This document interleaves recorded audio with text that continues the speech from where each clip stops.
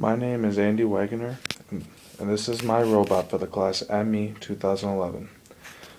The purpose of this robot is to fish.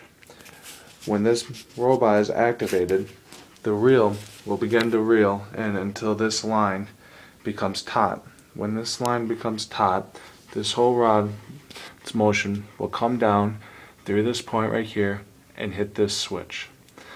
When this happens, two things will occur.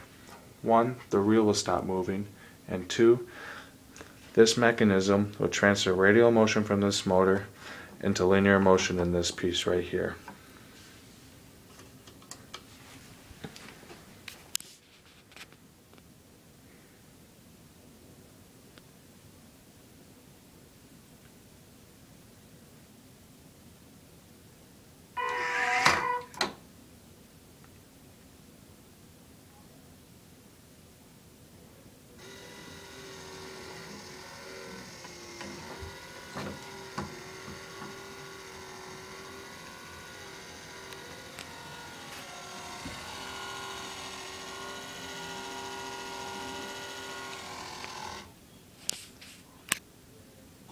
And there you have it, a fish.